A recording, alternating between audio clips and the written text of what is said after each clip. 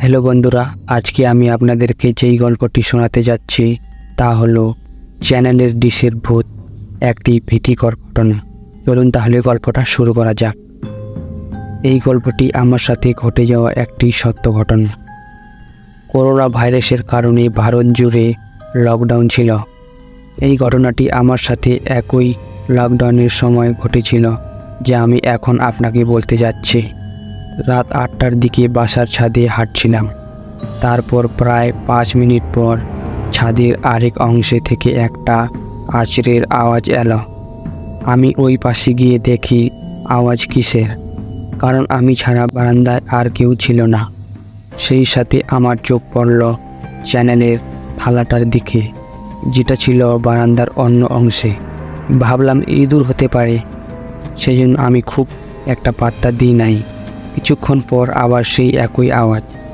সঙ্গে সঙ্গে সেখানে গিয়ে দেখি তো ভম্ব হয়ে যায়, কারণ ওই চ্যানেলের থালাটা আগে যেখানে ছিল সেখান থেকে 5 ফুট দূরে সরে গেছে।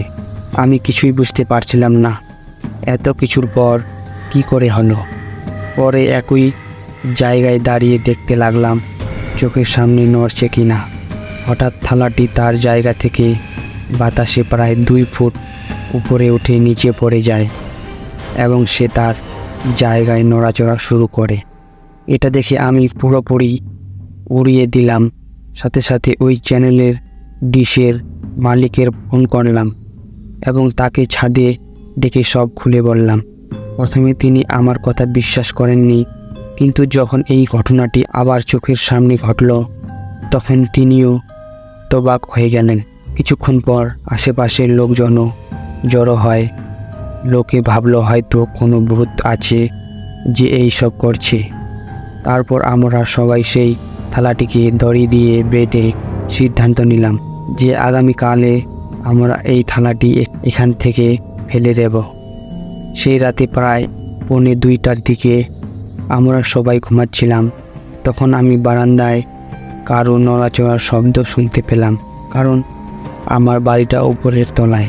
এই কারণেই যখনই ছাদে কিছু ঘটে আমরাই প্রথম এটি শুনতে পাই। আমি আমার পরিবারকে জাগিয়েছিলাম এবং তাদেরকে বলেছিলাম যে বারান্দায় কেউ ঘোরাফেরা করছে।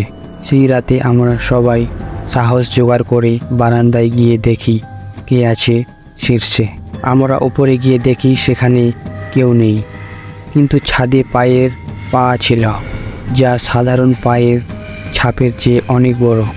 আমরা যখন থালা দেখতে গেলাম, থালাটি পুরো ছাদে কোথাও ছিল না। আমরা ভেবেছিলাম কেউ হয়তো সেই থালাটি ফেলে দিয়েছে, কিন্তু পায়ের ছাপ আমাদের সবাইকে একটা দারুণ ভয় দেখিয়েছিল, কারণ আমরা আগে কখনো এমন নিশান দেখিনি। যেহেতু অনেক রাত হয়ে গেছে, আমরা সবাই মিলে সিদ্ধান্ত নিলাম যে এখন যা করতে হবে কাল সকালে করব। আর আমরা চলে গেলাম নিজ নিজ বাড়িতে। আমি সেই রাতে ঘুমাতে পারিনি। আমার মনে একটাই কথা ঘুরছিল, আমাদের ছাদে কি ভূত আছে কি না। পরের দিন সকালে আমরা সবাই যখন বারান্দায় গিয়ে দেখি গত রাতে বারান্দা থেকে যে থালাটি হারিয়ে গিয়েছিল, আজ সেই থালাটি আবার সেই জায়গায় ফিরে এসেছে। তারপর সবাই সেই থালাটিকে ভেঙে ফেলার সিদ্ধান্ত নিল, যাতে পরবর্তীতে কোনো সমস্যা না হয়। থালা ভাঙার সময় ভেতর থেকে কালো রঙের কিছু পদার্থ বের হচ্ছিল, যা খুব খারাপ আওয়াজ করছিল। তারা সেই থালাটি ভেঙে একটি খোলা জায়গায় নিয়ে গিয়ে পুড়িয়ে দিল। তারপর থেকে আজ পর্যন্ত কোথাও কারো উপস্থিতি শব্দ বা অনুভূতি ছিল না।